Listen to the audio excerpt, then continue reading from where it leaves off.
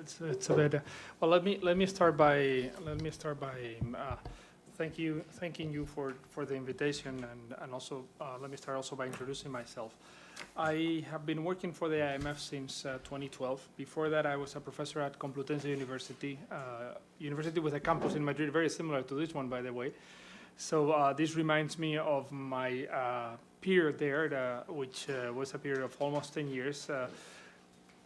I am originally not an expert on trade, although I am an expert. I mean, my field of specialization was international economics. I was there at the Complutense Institute of International Economics. That was the time in which I met first Professor Guerrieri in one of the. Of course, he was a professor already. I was much younger, starting to become a professor at the time when all the Lisbon strategy and all this thing in the early 2000s, when there was this discussion still going on, and the world was not similar to what we see today. So I think what this conference is showing is that precisely we are at a juncture, at a moment in which, well, things have to be rethought, and probably in the early 2000s, none of us would be seeing a disruption of the global order in terms of trade.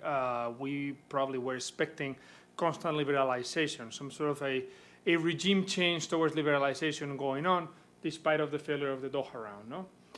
So what I'm going to present today is a paper that the European Department produced and was published in June.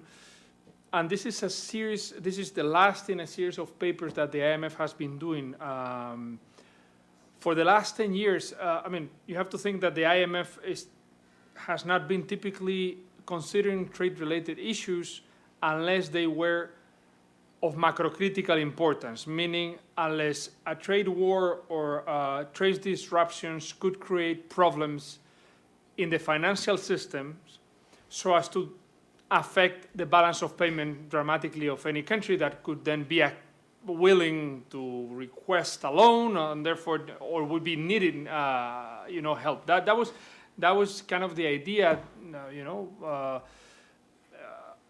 from the beginning. Then it is true that since the crisis in 2008, the members, meaning the nation states being part of the board, and the IMF asked the IMF to focus more resources, meaning intellectual resources, in terms of thinking about trade. So since 2009 until now, almost 10 years, the IMF has devoted resources, hiring consultants, or just retraining their own staff, and basically issuing more papers on trade. This has been done on different fronts.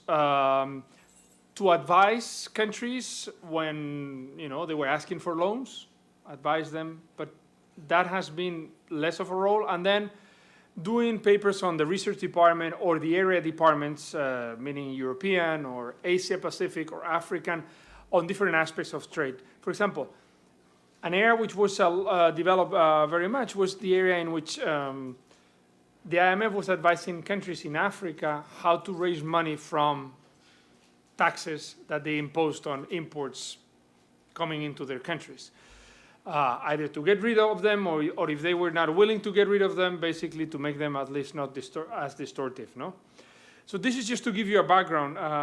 The European Department had not done papers on trade issues for many, many years. And only in the last 2 years, precisely because of the trade tensions between China and the US, this is when we started to do something. So we thought, okay, so what do? Should we just go one more time to say, okay, free trade is good or it's bad, and under these circumstances go theoretical? No, okay, let's try to explore the data and go empirical. That was the approach. At the same time, we didn't want to focus, because that was not the purpose of our department, on the whole economy. We just wanted to look at, and this is what the paper does, how the trade tensions between US and China could affect Europe. If you want to take a look, so my first message here, if you want to take a look at a deeper, more global analysis, I recommend you to go to a sister publication that we produce at the IMF called the World Economic Outlook, which was published in April, so just 2 months before our publication, which uses the GIMF, so the global model that we have, a general equilibrium model that we have, to try to see how impact how tariffs in one part of the world would impact the other one, and the trade diversion, and basically how this would affect different economies. Here the focus is on Europe. And then let me start by summarizing basically what is this project about. Basically it is motivated by recent trade tensions with a focus on Europe. So we want to know how Europe is going to be affected by all this. Again, as said at the beginning, we are seeing that this is evolving, although the recent ruling by the World Trade Organization in terms of Airbus and then additional tariffs on agricultural products is not the immediate result of the trade tensions between China and the US. It comes from before, as Professor Guerrero was saying. Still, this just adds one more layer into the trade tensions that we are confronting. The objective in this case is basically to estimate the impact of these shocks, but not based on gross measures of trade. And I will go in a minute into what are we talking about here. I assume that you all know what this is, but again, since this, I will just do the effort to try to explain you the differences between the different statistics. So try to see if, precisely as was in the round of questions raised before, so global value chains are complex issues because they are not about countries themselves or about final products. They just entail the whole set of firms involved in different, and workers involved in the different stages of producing every single output, every single product, okay? So then we use two different databases. As you know, there are around 3 databases, input-output tables that collect data on countries, sectors at different, with different degree of depth, no? We didn't use TIVA, which is the one that everybody uses, which is the OECD. We wanted to use WIOD and EURA. I'll explain why, which is because it was offering us more capacity to exploit the data better. And we developed 3 frameworks, which are the 3 chapters in the publication. Okay, so the publication is this one. You will see it if you Google it. So it is basically, as you see, so it is this one. When you see in the IMF or World Bank or whatever, OECD or any international organization, when you see, if you're looking for academic papers, you will see boring, non-color type of publications. Okay, and then it'll have an introductions. We'll go into the model, few equations, and then go into straight. And this is what different researchers would publish before just sending to a journal, like you guys would do in the academia. If you see these colorful things, then they would have executive summary, just a little bit more user-friendly for journalists. Of course, no equation. All equations will be at the end in an annex, so that nobody pays attention to them. And then it'll have these charts that I will be showing some of them, and which are heavily replicated by the Financial Times or the Economist or so on and so forth, or think tankers. No, so that is. What characterizes this publication is not only the colorful thing; it's just that it combines different approaches. Whereas in a more academic paper, you would not do that typically. So what we do here is one chapter has a network analysis of the impact on Europe. Another one shows the results of a semi-structural demand model, and then the last one, is a 2-step macroeconometric model about growth spillovers. So the first 2 chapters there are about really trade shock, and the one is about growth shock related to any disruption on trade. Okay. The main conclusion, in case you just want to go to the coffee or whatever, or you get bored or you go into your iPhones or whatever, is that if we really want to be serious about looking at the impact on Europe, we have to use value-added statistics. If we go with gross exports statistics, then we would say, okay, this is going to be the picture on Europe, and we're going to be mistaken in terms of the size and in terms of the distribution per country. Okay, so as a result, this is the first result. The second result is that Germany is not such a crucial player here, but Europe should be more worried about, not about how the trade tensions affect us through Germany. Everybody thought about this because since the first tariffs announced were on cars and car parts, people thought about, okay, so this is going to affect Germany, and Germany is the engine of Europe, so therefore you affect the car has an engine, Germany is the engine, so we're all going to be affected. Well, of course, there is going to be an impact, but it's not as high. We should be more worried about the direct impact of the shocks coming from the US or from China if they fight each other coming into our own countries, because we provide many of those intermediates and final products, okay? So these are the two main messages. Now I'm going to go in a little bit deeper into how do we get to these conclusions. And I'm going to ask you, please, to interrupt me, because if I see myself talking too much, I'm going to arrive to the conclusion. I'm not going to do what I used to do in my old classes, which was just to go around and wake up people. So just I'm going to arrive to the conclusion that I am either not expressing myself correctly and you have disconnected. I will see that in the when I look at your eyes. If you're looking through me, that means that you're not following my thing. And also, it'll be too unilateral. Any of you could be where I am today, just presenting this. So let's just try to, make a dialogue. If you feel that you want to raise, don't wait until the end. I mean, let's try to do this informal, okay? Some basic concepts that allow me to go into some stylized facts. This is something that me and my colleagues put together based on a couple of publications, well, on 3 publications. And we tried to ourselves explain, because we wanted to explain to our colleagues, what is it that we were going to be talking about. Okay, so as you know, and you're experts in this, so you have to bear in mind that when we talk to our colleagues, some of them are experts in monetary economics or in public economics. So this is like when a cardiologist goes and tries to get funding or explain the results of their their analysis to somebody who is not an expert on the heart. Well, so gross exports, as you know, gross exports can be, if you export a car or if you export a window, well, I would say a car is more complicated than a window, then it is, when you sell something, it has 2 components, okay? So there is a domestic value added created that goes into that product, and something that is not produced by local Italian providers. Here, imagine we're talking about an Italian car. So it's not produced by local providers in Italy, but it's provided by somebody else. We buy the intermediate good, we put it there. Sometimes we put it in a piece and then we send it back and then we put it back in our car. Okay, so there's a foreign value added and a domestic value added. The foreign value added is what is called the backward linkages in global value chains, as you know, in the literature. And then within the domestic value added, embedded in every export, you have what is, things that are exported as final goods and things that are exported as intermediates, okay? So within the domestic value, we aggregate that and we call that value-added exports, okay?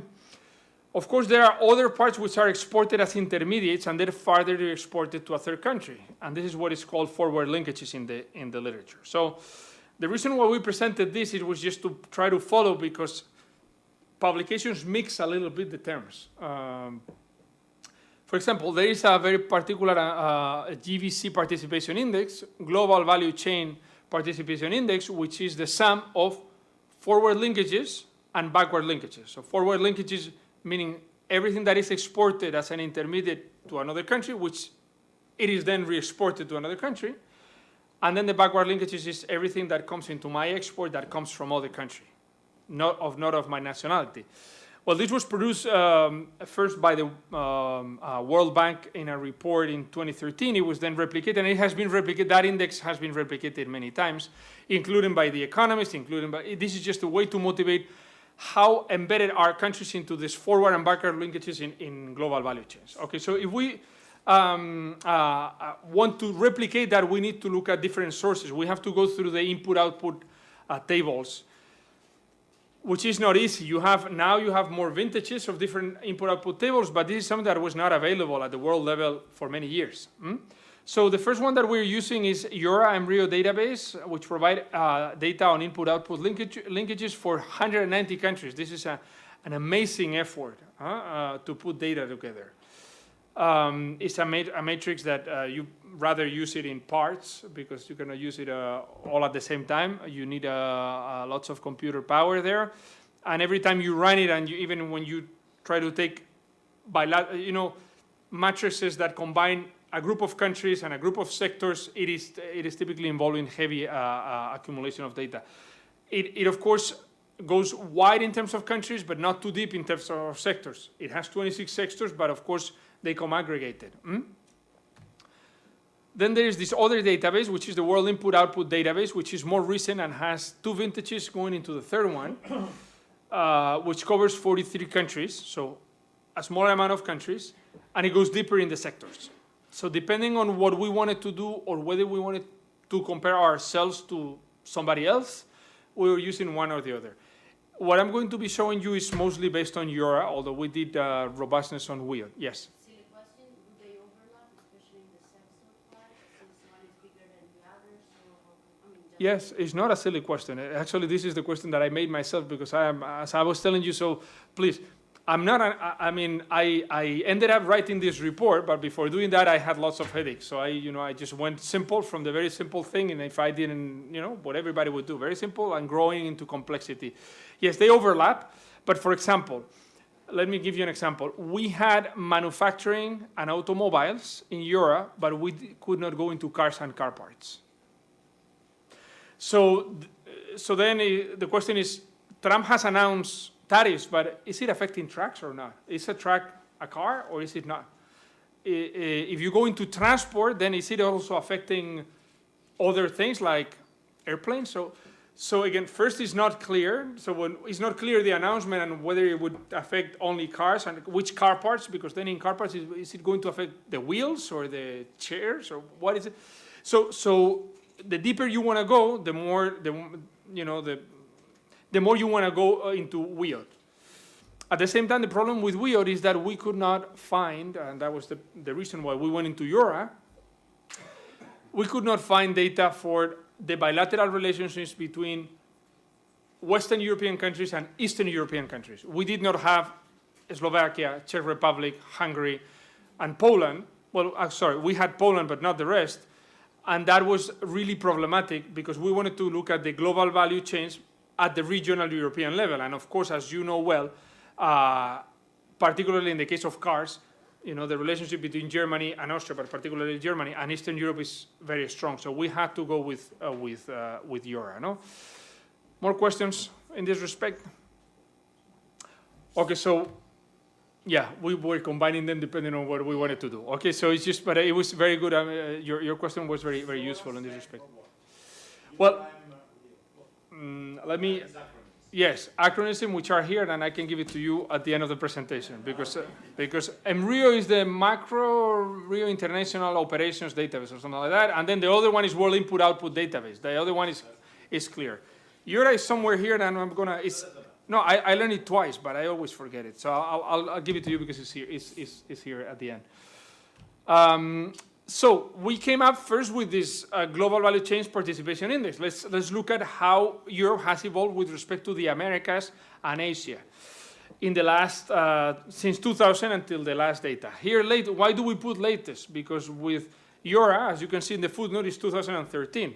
We replicated this for WIOD, and it was 2016.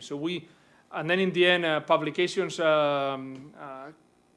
department said, okay, you cannot put everything twice, so you just have to, depending on, so we are publishing some of the charts based on one database and some others in the other one. But as you can see, the main message here is that, and this is very important, about 70% of total European exports.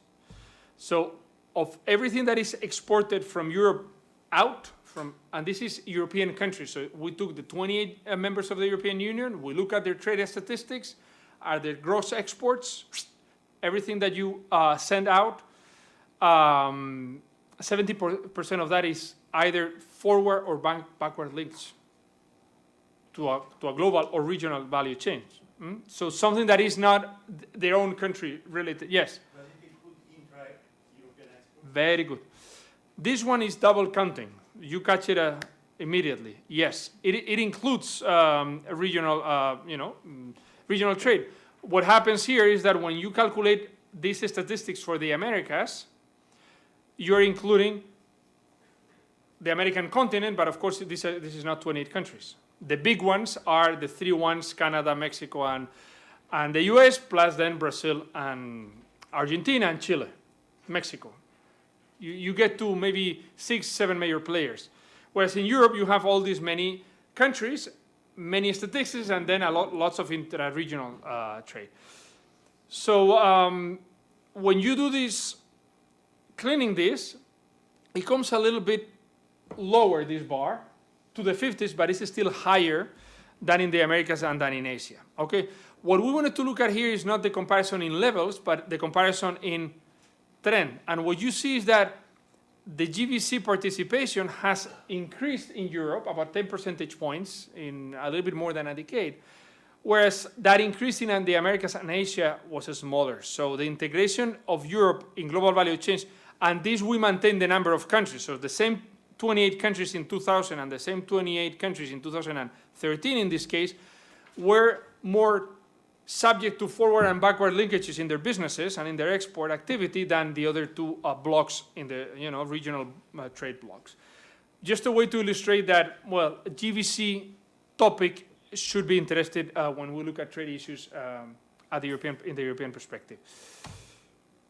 Most of Europe's global value chain activity is concentrated in only a few sectors. Okay, the ones in red are three: manufacturing, transport and communications, and then of course retail and wholesale. But as you can see, it's mostly manufacturing. Okay. Most of the employment is also industrial employment is also there. As you can see, wholesale, retail, and trade down in that chart. Transport and communications and manufacturing. Something, and this is on the side, and then I recommend you, if you want to read about it, just go in the report, and there is a box about this issue of automation and robotization. So we came up with the idea 1 week, say, okay, so we also have this database on the number of robots per 1,000 workers produced by the International Federation of Robotics. We know that robotization happens in manufacturing mostly, and actually in Europe has been happening a lot in automobiles. So has there been a positive or a negative relationship? We didn't know. So we just plot this scatter plot because some people in the literature have been saying, okay, the more you robotize your production, the shorter are your value chains. Why? Because the reasoning behind value chains in Europe is like, okay, so I'm going to produce a car. So if this part is cheaper to be produced in the Czech Republic because they have cheaper labor, I send it there, then I bring it back, then I put the chip, then I send it somewhere else to assemble the car, and then I bring it here, and then I ship it. But it was only because workers were cheaper in the East.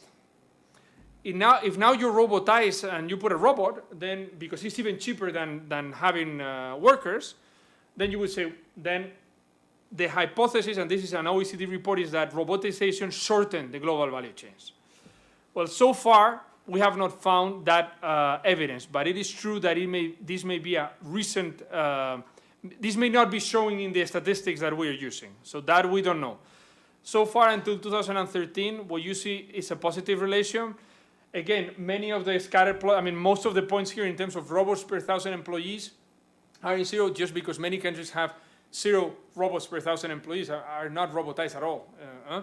But among the countries that have robotization, you see a positive relation. Which way, we don't know. We have not explored that. This is an issue for a different paper, so if you're interested in doing that, just jump on it. Not many papers in the literature about that, but it is true that, more robotization, more participation in value chains, or more participation in value chains, more robotization, the way you want to explore it. But this is a positive relationship, yes. You don't have it on the average length of the global value chain? No, we don't.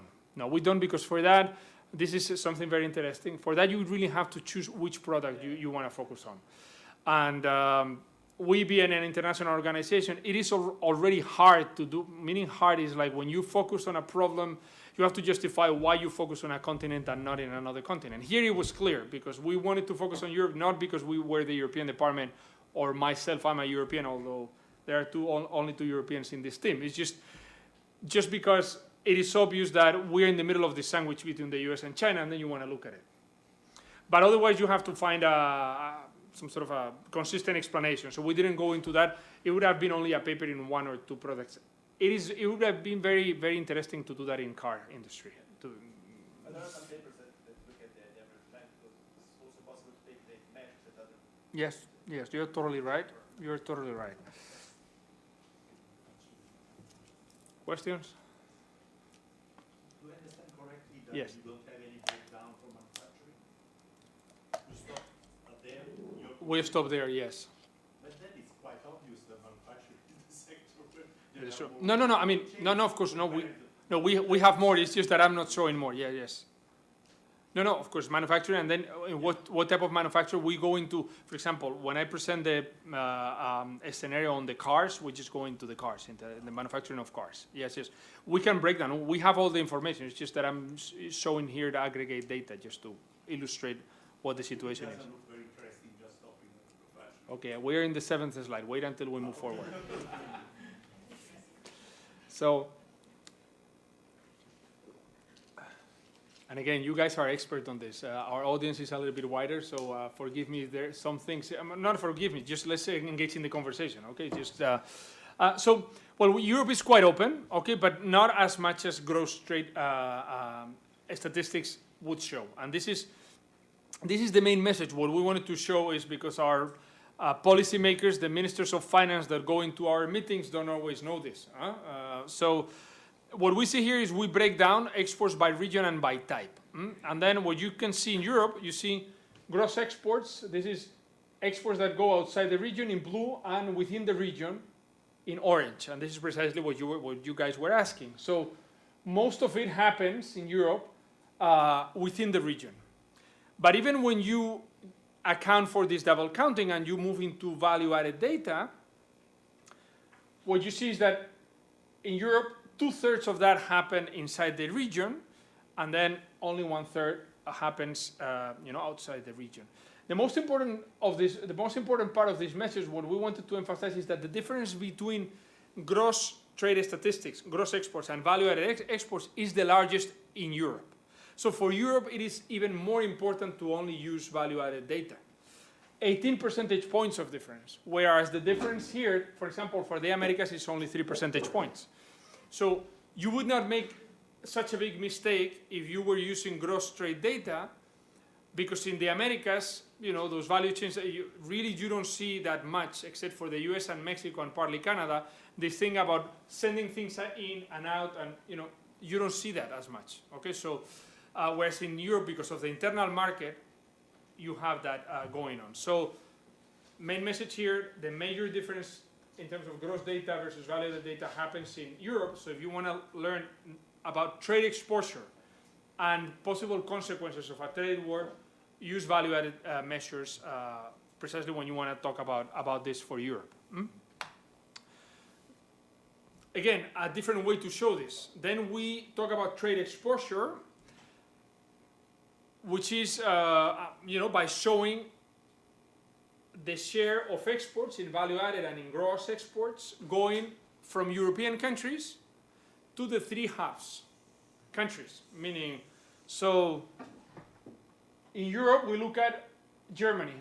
In the Americas, the US is the main hub, and then of course in Asia the main hub is China. So here what these charts are showing is, on my right-hand side, is gross exports in percent of GDP, gross exports of Europe. This one. Okay, so in terms of exposure, we are exposed to the US, and then a lot to, we meaning all the European countries without counting Germany. So Europe, EU27 in this case, so 28 minus Germany, would be mostly exposed to Germany, and then to the US, and then to China. This is if you sit down with somebody looking at this gross trade statistics. When you look at this in value added, then you see that Europe, the EU27, is almost equally exposed to the US and to Germany. So Germany as a possible source of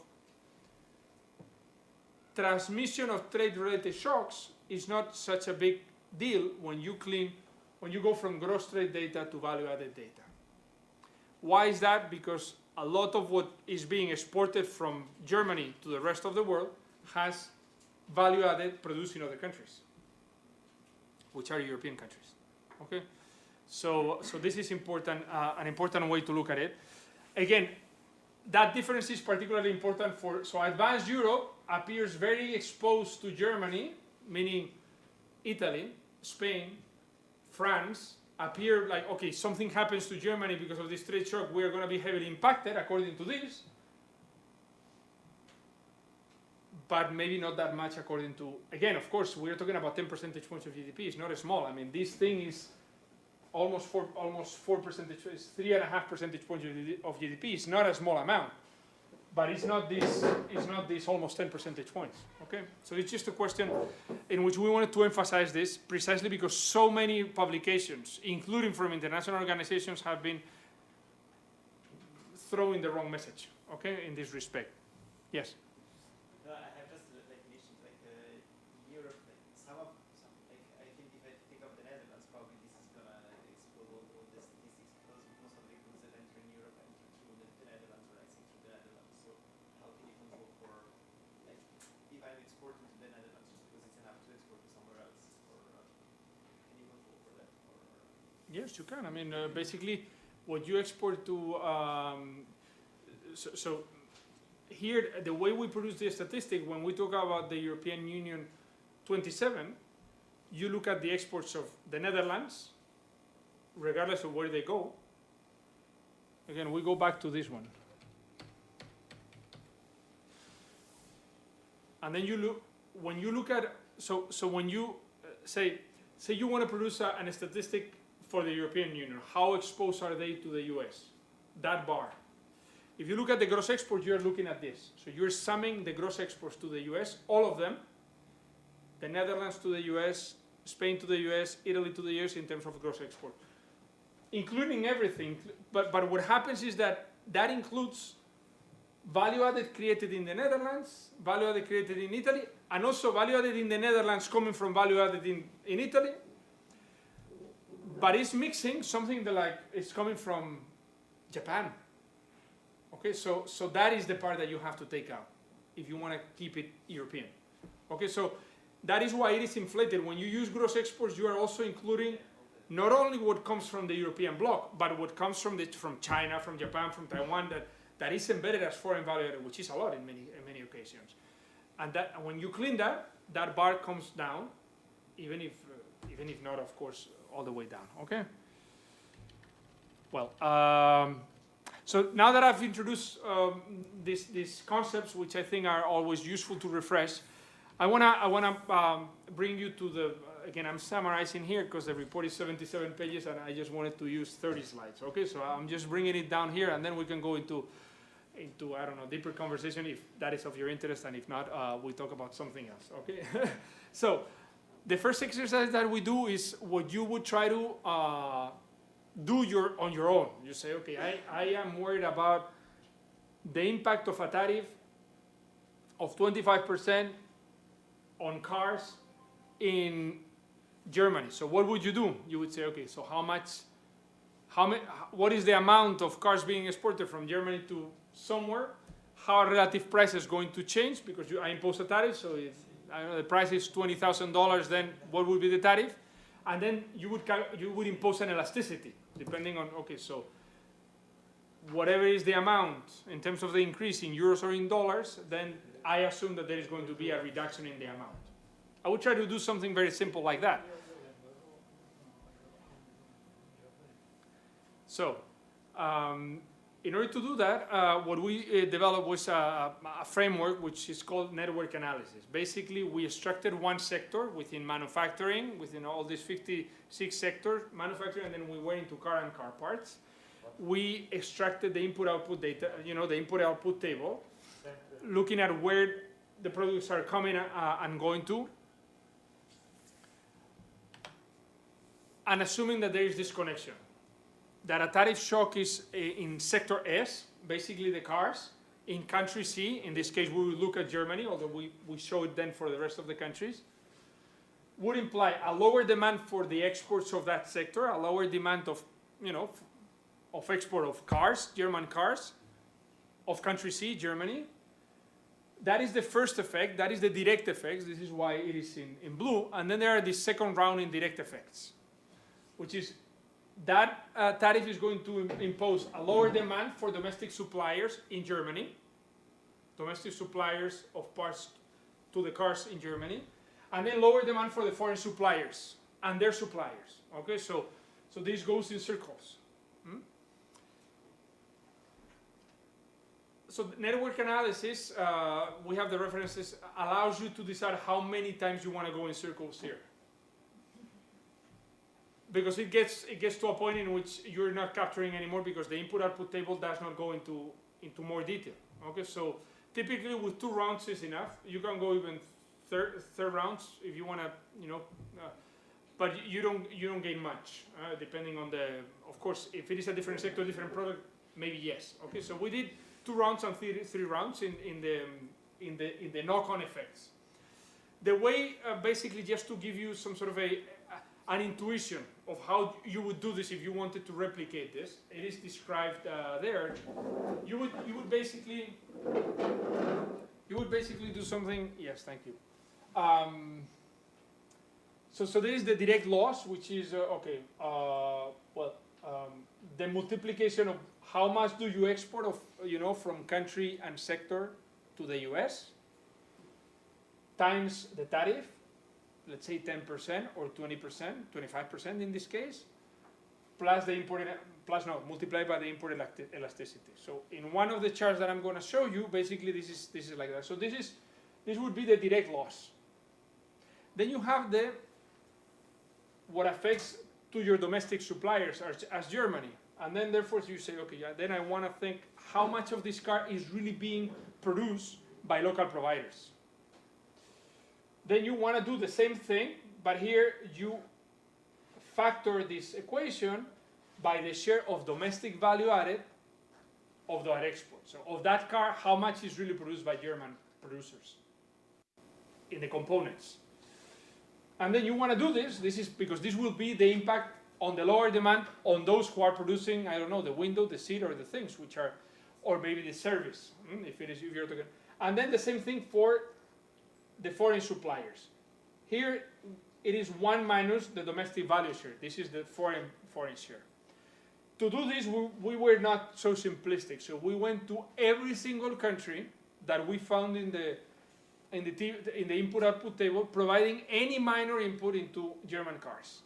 So we look at this in all the countries that produce something. As you can see, we didn't have to go too far, okay? Because only 10 countries are supplying in Germany. Look, this is the car and car parts exporters to the United States. And basically, most of it is being exported by Canada, Mexico, Japan, of course, Germany, Korea. So these 10 countries account for 99% of the car and the car parts going from the rest of the world into the US.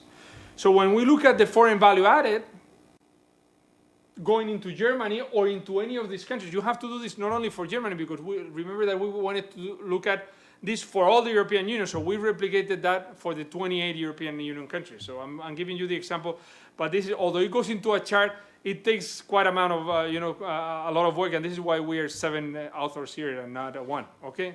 That's the advantage of working in groups.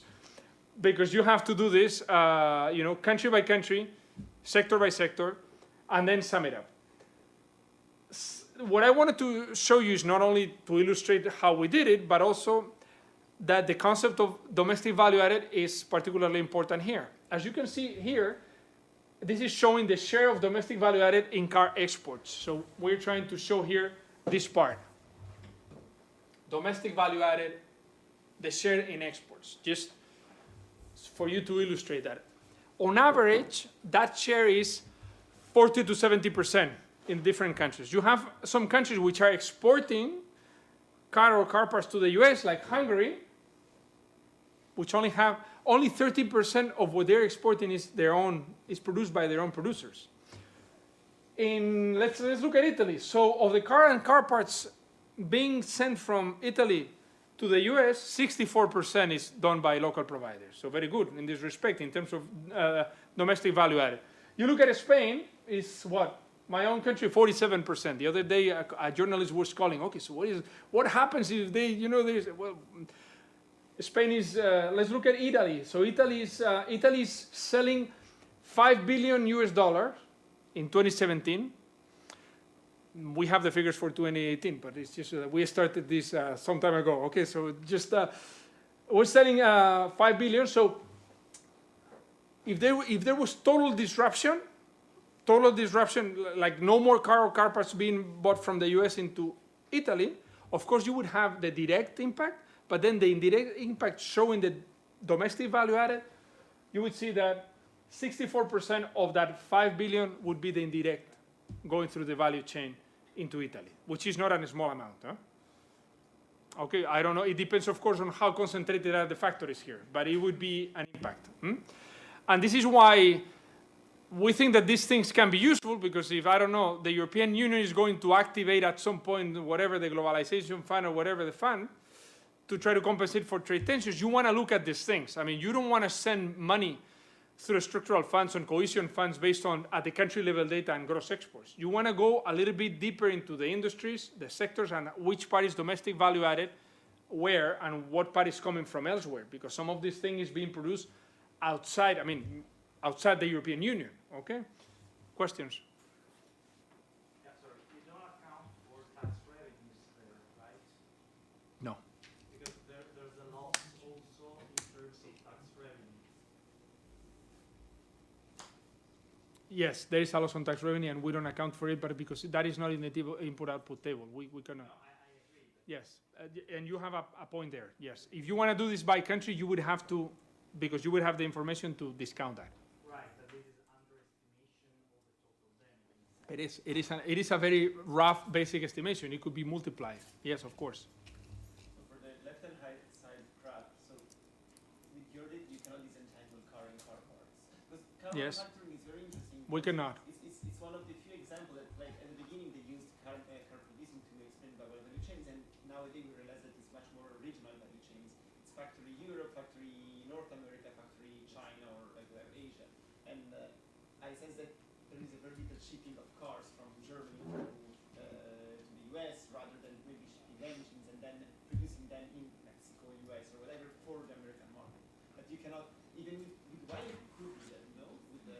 Because we don't have that detail in the Not being invited. In why you have the details of. in what? In the wording without. In WIOD, yes, but the problem is that for WIOD we don't have the Eastern European countries. That's the thing. So we had to. There was this trade-off. But they're not coming up like in this. Well, they're not coming up except for the fact. Look, and this is what I'm gonna.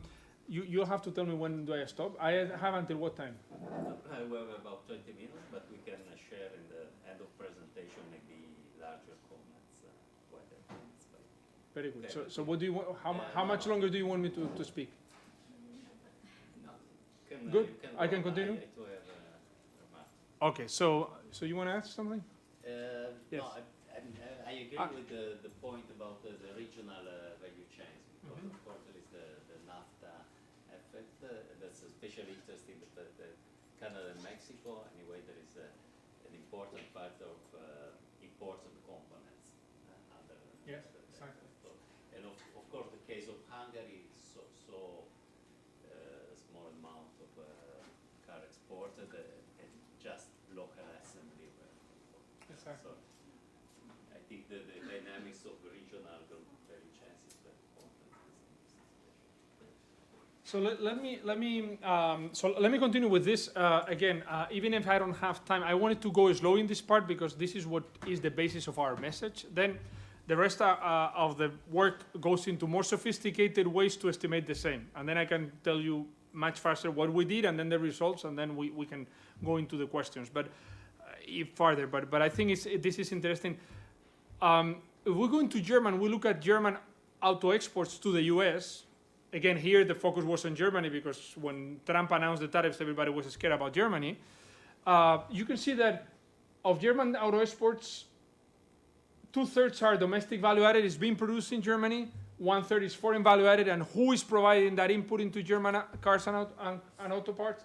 The rest of the European Union, EU15.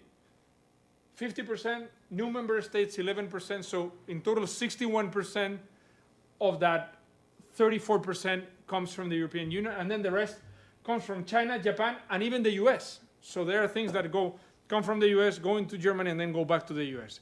This was a way, again, the World Economic Outlook, we made a global estimate of that, trying to show Trump, although it was not a well-received message, that by imposing tariff, they would be hurting themselves, basically, which was obvious. And here you have an example. You imposed on that, and at least that is hurting you as well.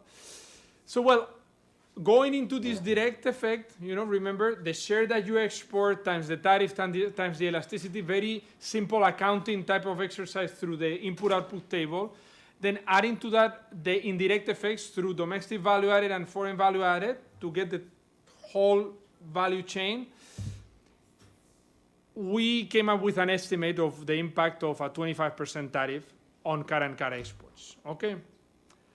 We thought at the beginning this cannot be very high because gross exports of car and car parts, the European Union, to the US is only 0.3%. So the amount of car and car exports of the whole European Union to the US, not in billions, which is what you saw, but in terms of percentage of GDP, of European GDP, is small. Although the tariff is high, 25%, it is affecting a sector that is small. If we were to do this on olive oil and cheese and wine, which was announced yesterday, that would be a different thing. Okay, or at least the direct impact would be higher, at least in France and Southern European countries, of course, including my country. But here, again, in terms of European GDP, small in gross terms. So we thought, even if we map the losses, direct and indirect losses, the amount should be, it cannot be higher than this. And actually, it was 0.1% of GDP. So the loss in terms of when you do that, and why is that? Because of all the cars that are being exported from Europe to the US, domestic value added, European domestic value added is just a little part. The rest comes from Asia, that we assemble that, or from outside the European Union. We avoid the double counting, and then the clean loss is 0.1% of GDP. So not very high. So then you would say, okay, then why are you so worried? Why did you do this all this effort? Well, the effort was because we wanted to not only talk about the size first. This is just, again, just one tariff into one sector. If you generalize this, we were not allowing in this model for trade diversion, confidence effect, non-linearities. I mean, this was pure, simple, accounting linear thing. But what we know is that this is for sure going to be an impact. So 0.1% of GDP at the same time, because it is very concentrated on particular factories in particular areas, then it can be very high. And also we wanted to look at the distribution.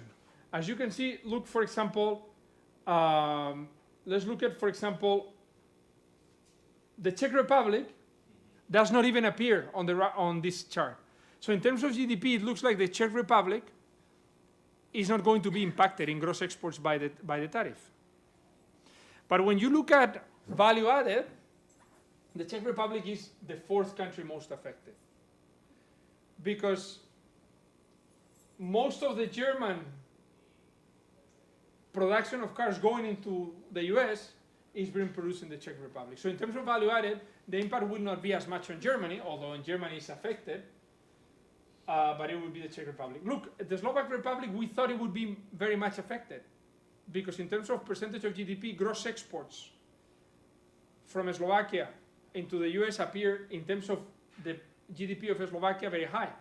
But when you look into value added, the truth is that a little bit, only a little part of that is really Slovakia, produced by producers in Slovakia. So Slovakia it is affected, but it's not the first country affected. It's actually only the third country affected in Europe. Okay, so this you can go in detail, and then our main message was that you can do this in every sector that you want to do this, and then both the size, you get a better sense of the size and a much better size of the distribution of your impacts. That was the whole purpose of the exercise. I'm not going to, this is again the Slovak and the Czech Republic, so it's just the same point that I made. Yes? So this depends again if it's car or car parts Yes, that is precisely. Look, the caveats, you know that we want to be as transparent as possible in order to be able to replicate, and as honest as possible as to the limitations of the exercise. Okay, first, with this exercise, we made a strong case in favor of using value-added statistics instead of gross statistics, fine. But this network effect is really a short-term estimation. You're not taking into account second, third round effects. I mean, yes, in the network, but not in terms of the economic activity. The moment you impact a sector, what happens in that region and in the demand in that region and the GDP production and what happens there. You're not taking into account confidence effects, what is happening. Suddenly people not investing, not doing anything, and therefore is this activity, this GDP activity affected only by the tariff or something else? Potential spillovers, we're not doing anything like that. And actually, we did not take into account trade diversion, which, as we know, it is occurring. The moment a tariff is seen as permanent, producers will just look at something and say, let me just change my value change and my producers. It takes time because it's not easy to substitute your companions in the production chain, but you end up doing that, okay? So let me take, what do I have, 10 more minutes, 5 more minutes? 5 minutes. Okay, so let me take 5 minutes to guide you through. This is slide 16. So I'm gonna go into 3 more slides of the 30. That was my purpose, because we have 30 just because typically we present this in different, places, just focus on the first chapter, the second or the third. Here I wanted to focus on the first one, but I wanted to also show you that we did 2 more things, okay? And then I'll go straight to the conclusions. The first thing that we did was to try and improve this estimate and bring a model, a framework, which was a demand model, meaning we take this paper, which is Bems and Johnson, if you know probably this one, in which they affirm trade today does not happen in terms of final goods, but basically there is world markets compete on demand for value added, not on final good, but demands for value added.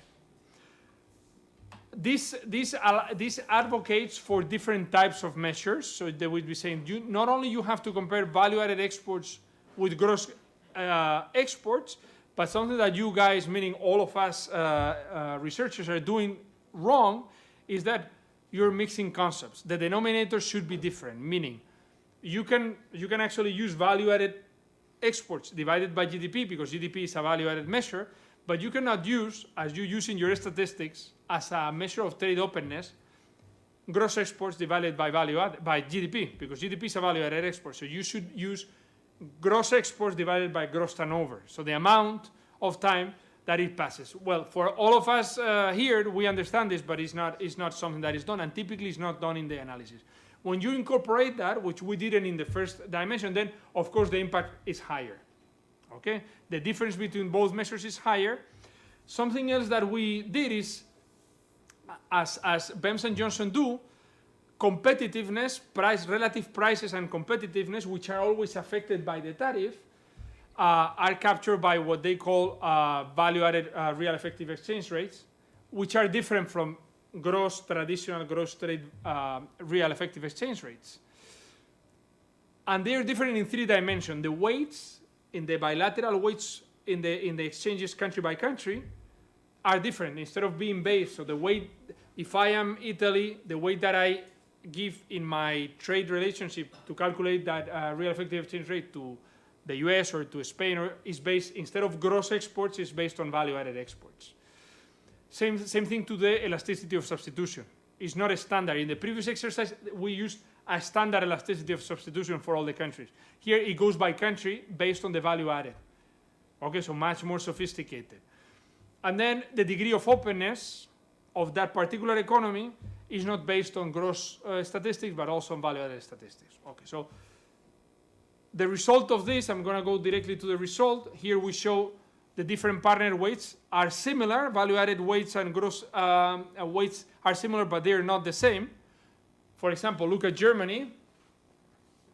The more you are in your value-added, so the bilateral weights between Germany and Austria, Germany and Poland, Germany and the Czech Republic are a little bit lower in value-added terms than in conventional terms. That is just precisely because the real exchange rates, effective exchange rates calculated with value-added exports tend to be lower. There is less value added when you are in a supply chain. In every exchange, there is less value added than when you are not. Okay. We can go to that at the end. Let me just go. So then, elasticities are different as well. We don't use one elasticity. On the other exercise, we used our 8% elasticity, whereas here we have different elasticities for different countries. The more you trade in intermediate goods, the lower is your elasticity. Of course, the more difficult it is to substitute somebody with which you exchange lots of intermediate goods. It takes time. Okay. And then, let me go into the conclusion. And then the scenario that we show is that an increasing tariff of 5% overall, so it's not 25% in one sector, but 5% tariff across the board. Why a 5% tariff? Because in this case, it would be the case in which the US would go to the level of China. That would create an impact in European GDP of 0.2% of GDP. If you take it into account in value-added exports, you could go to 0.25. Okay? And to conclude, let me go to the third scenario. So we did this, and then we go into growth shocks. So what would be a growth-related, because these trade tensions can create disruptions on growth. We go through the caveats, and then we did this in 2 steps. First, we did a principal components analysis to disentangle growth in the US versus growth in other countries to basically extract the common shock. And then the residual, we just interacted that with the GVC exposure in a second step, okay? With an impulse response function, local projection. And then what you see, and this is the last slide that I'm going to show you, what you see is that a 1% trade-related shock in the US, so imagine the US goes down by 1% because of the trade war with China. What will be the impact on European GDP? It will be the impact for the median economy. It will be an impact of 0.6%. So a 1% decline in growth in the US because of the trade war would impact those economies that are exposed in the median in Europe, 0.6%. If you are an economy which is heavily exposed to the US, say Ireland, highly exposed to the US, then the impact could be much higher. You could go to almost 1.5 percentage points of GDP. So the exposure to the US actually, as you can see, a growth because of the trade war shock in the US would affect Europe widely, even more than Germany. Germany, as you can see, a growth shock because of the trade war in Germany will not have such an impact, barely 0 point something, 0.1, 0.2. Why? Again, because there is only a little bit that is really autochthonous, that is only autonomous from Germany, okay? Overall, I can go into that. We do some sensitivity analysis. Main takeaways of our exercise is that global value chains matter a lot for these trade tariff tensions. We want to use value-added data. Germany is not as crucial when we look for Europe value-added data versus gross data. And we should be worried about the impacts coming from the US and China in this trade tension, okay? Because they're going to come directly and through global value chains to the European countries, okay? Thank you.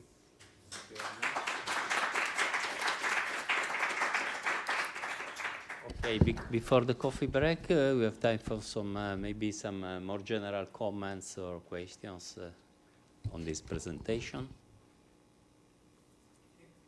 Yes. Yes. When you talk about value-added trade, are you using the very famous database which was created by the Free Trade Commercial Organization, or you created your own? No. We are using Eura.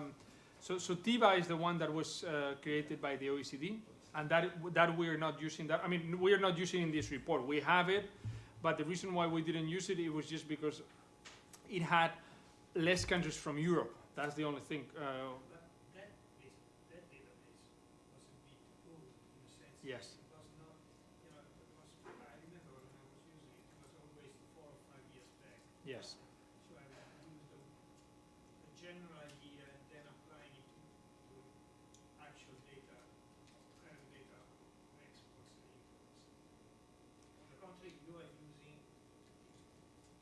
So yeah, we're using more recent data on the Asiatic trade. yes, we're using IORA, which goes until 2013, and then we did extrapolate 2013, and then we did extrapolation. So Okay. we filled the data until 2016, and then we're using WIOD, which goes straight to 2016. WIOD database has data until 2016, and that is the one that we use, and that is yes. So I mean, again, Yeah, it should- it's not 2019, so No, but it's more or less. shouldn't have changed. Yeah. Yeah, because of course it's very, tariff war are very recent. So Yes, of yes. course. Any other comments, Francesca? I lost your reasoning about the ricochet effect on the United States from the lower trade with Germany. You said that, if I remember correctly, that in the German exports, you had 60% of German value-added Mm-hmm. and about 66% and 33% foreign value-added. Of that 33%, 7% was coming from the States. Yes, Then the overall impact will be about 2%. yes. No, it's 2% is not much. exactly. It's not much. It's not. Yeah, and you're totally right. What I was saying is that this was only for the car sector, and then there is another publication which is not this one, and I went too fast, and I thank you for asking me. There is another publication which is the World Economic Outlook, which came. You can just download it. April, which did this for all the sectors, and then for all the sectors, it was showing that the effect again for the car tariff is small, it's 2%. But then when you add the sectors, if you were to multiply the tariff war not only on cars but to other sectors, then the effect on the US would be much higher. And actually there is an scenario there, which I invite you to take a look, in which basically they look at the sectors that are affected vis-a-vis China and the ones that China is imposing on the US, and trying to show that both, but in this case more the US than China, are being impacted back precisely because some of the producers are going to be affected. Okay, so it was just a recognition and a mentioning of that publication. Yes. Yeah. I would like to, if you can clarify a little bit about this idea of dependency or independency in terms of the German role, because the idea that US and China have a large impact in Germany as independent source is one thing. The story of how much the EU member country depend on Germany as an hub, for example, in the car or the sector, is another story, Yes. right? Yes. So you could say that Germany is not as much important as independent source, although It could be a push- transmitter. Yeah. Yes. That's That is the case. Very good, because this gives me the opportunity to show you this chart, which was in the appendix, which is precisely, we were puzzled by this, and we received lots of comments, including from ministries, saying, what are you saying? I mean, so Germany is not important anymore for Europe. No. The way we do this, I mean, for those of you who are the econometricians, when you do this in 2 steps, first you try to disentangle what are common factors. And the truth is that in the database from 1995 to 2017, when you look at the growth in the US, the growth in Europe, the growth in China, and you try to disentangle the common factors, every time that there has been a crisis and you extract the common factors, then the residual is accounting in every case for the autonomous factor in that economy. And then that residual is what is used to do these impulse projections. What would it happen if there would be a 1% shock with that coefficient into the other economy? What happens is that Germany from 1995 to 2017 has not had any shock of its own. Meaning that every time Germany has decelerated, first, between 1995 and 2017, Germany has been growing most of the time. But even when it decelerated, it was because of the same reasons that the other countries in the world, meaning the global financial crisis.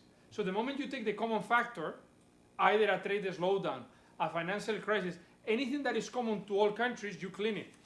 So that is not a domestic source of shock. The last time that Germany had a domestic autonomous shock was the reunification. Was 1989, 1991. So that is not there. So there is an explanation which is purely statistical. Okay, so in the last 22 years, Germany has not had a major source of its own domestic. So therefore, what you see, because these are spillover estimates once you have taken the common parts of the shock out. Okay, so that is the first thing. The second thing is that the U.S., the role of the financial crisis, the U.S. had so the financial channel is much stronger coming from the U.S. Any crisis that happens in the U.S. typically affects the rest of the world through the financial channel. And therefore, that is something that does not happen when the problem comes from Germany. Okay, and finally, there's a question about size. The U.S. is very large, so a 1 percentage point of GDP shock in terms of volume is so large that it has much more impact in Europe than it would have on Germany, because it comes, like that. Again, this is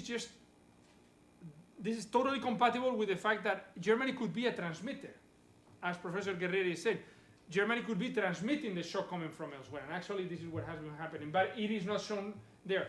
When we allow for Germany to be a transmitter, look, Germany is here. When we don't clean the common shock, Germany, even if Germany is just 20% of the US economy, look, 1 percentage point of GDP of crisis in Germany is 0.6% of crisis in the rest of Europe. So it's a strong impact. Okay, so this is what we know and what we see.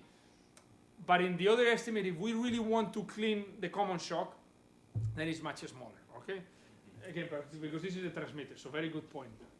Thank you for this clarification and for all the presentation. It would be very interesting to focus on other areas, especially Mexico. Yes. that, Yes. emergent from this presentation. So I think now we have a coffee break.